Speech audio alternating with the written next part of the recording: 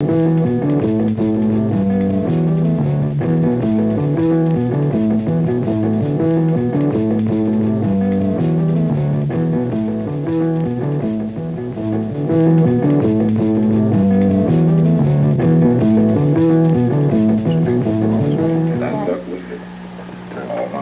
Productions is a small independent film company established for the purpose of making documentary, commercial, and industrial films.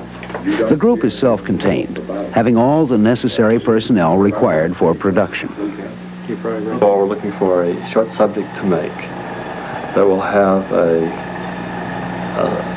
appeal visually, as well as something that's unique and hasn't been done for films, at least around here, in a long, long time, if at all. And the idea is to take a blues singer who happens to live in Cleveland now, at least for the time being, named Arbee Stidham, and do a studio recording session with him to get his music, and then use that as the basis for the visualization of the film.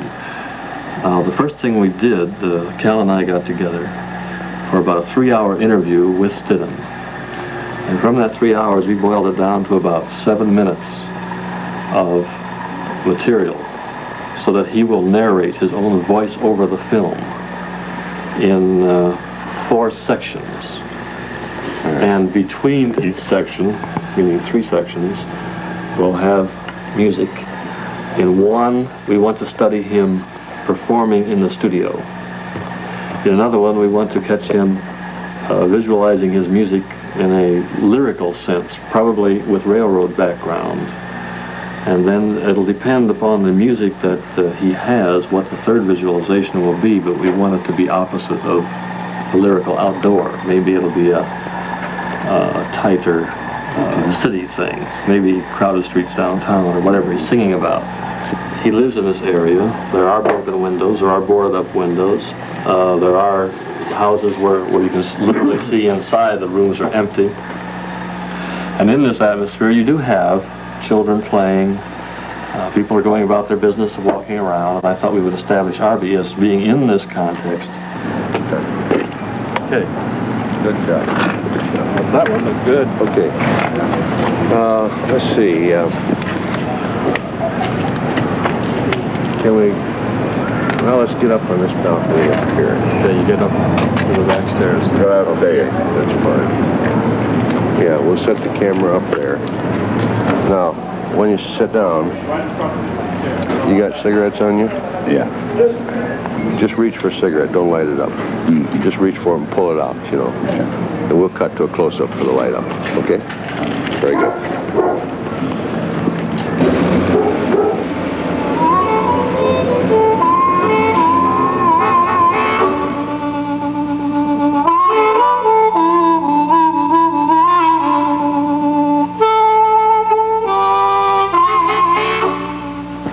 What about your visuals? Start there.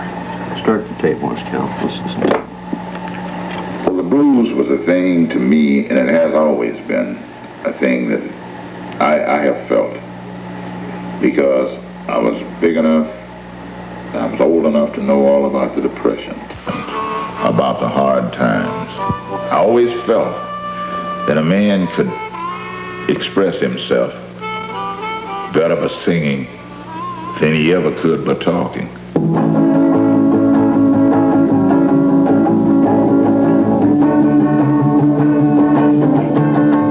The feeling of this is one of a very, very slow-moving, kind of an observer of life. This guy is basically a reminiscer of almost a personal historian. My main duty is to follow through with other shots besides, the main shots, get cutaway shots, and it just depends on where we're at. Sometimes we want both cameras on the subject at the same time to save having to do retakes on it. So that's basically my job, is to follow through with those second shots. Jesus did the cross. Filmmakers are essentially storytellers. There are a million ways to tell a story in their particular medium, and each one will tell it differently. They have to concern themselves with the visual journey into this film. How to get it moving. How to let people know that here is a man first, and this is where he is, and this is who he is, and this is what he does. We chose this particular locale, for one thing, because it's handy. Another thing, it cuts into canal scenes that we shot yesterday. Down there by the park, we didn't have a lot of control. Up here, we're all by ourselves. With the owner's permission, we can pretty well do the way we want to do, without compromising film or people. Okay. Good. Walks into the reeds and disappears. Yeah, the essence of this idea is that in trying to visualize the blues as Arbee sings them and feels them is this feeling of alienation and aloneness and constant travel. And so we are doing quite a few long shots in terms of places he might be traveling, railroad tracks, highways, canals, and this particular track, because it is straight and kind of endless, and catching him alone on these endless tracks kind of symbolizes the feeling that we're trying to get with his music and with the visuals. Well, it does and it doesn't. Extend that other leg, please. This leg? Yeah. Extend it or dig it in or something. Okay? Okay.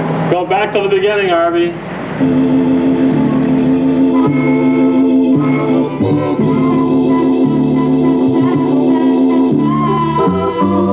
Tell me, baby, honey, what in the world have I done that was so wrong?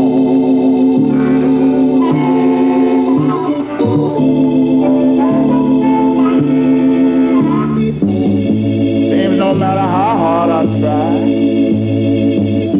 little girl, we just can't get along. All right.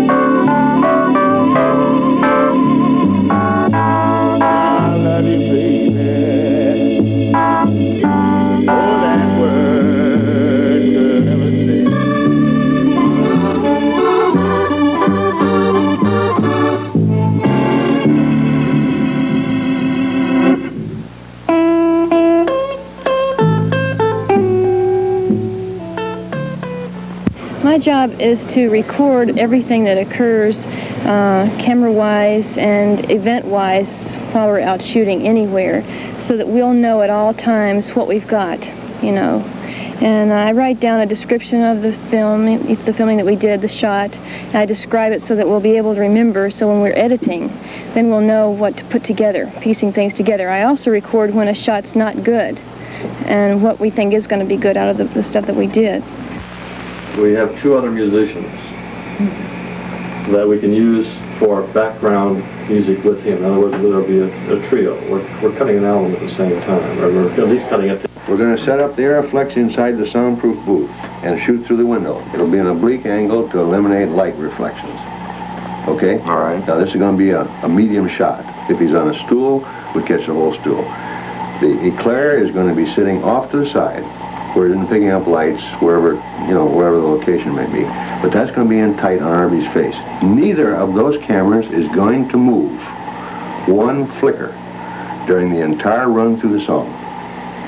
Once it's recorded, we'll take the Aeroflex out of the studio and put it out on the floor. We'll take the eclair and shoot it on his feet, put the Aeroflex on his hands. Then we'll stop. We'll go back again. We'll move both cameras again and get different angles. Now these are all the cutaways out on the floor, practical close-ups that we will institute into the film. Here you go, Arbee. Here you go. Arbee, yeah. got one? You got it.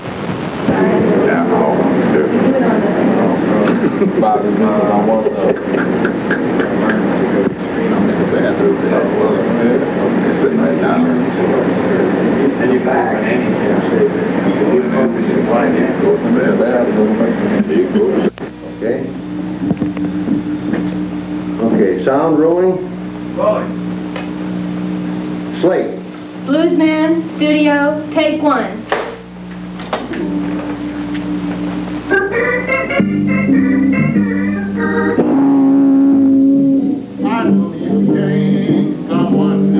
In a situation like this, where the sound has to match the picture, the audio is recorded on a special tape recorder, which runs in sync with the film camera. When the film is edited, the process is simply to match them by aligning the sound of the clapboard or slate to its picture on the film.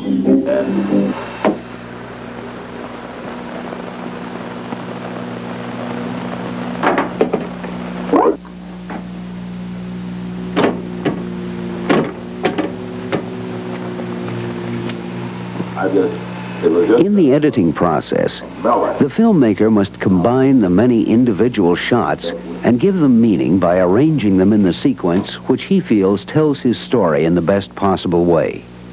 In the shooting process, he has filmed each scene several times, including long shots to establish the location, medium shots to focus your attention on the performer, and tight shots to add depth to the character by revealing in close detail the emotion of the performer.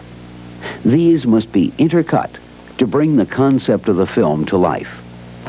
While running the footage and evaluating it, it occurred to me to use a split screen process, which would involve putting more than one picture on the screen, which I thought would, I still think, would enliven the interest of the viewer. It's very simple to make the format fit the picture you have. For instance, on the side you can have a long, tall format and throw a picture in there which is more or less designed to be vertical. On the other hand, you can take a format that's wider than it is high, and it gives a whole new dimension to some of the pictures that you've taken. The blues is about the problems that you've had in life, the problems that you've seen someone else have in life, the problems that you know exist in the world today. That's what the blues is about. Maybe I would like to stop and do something else, but I can't do it long at a time. I have tried. Well, I guess if it came between life and death, I'd want to sing the blues until I die.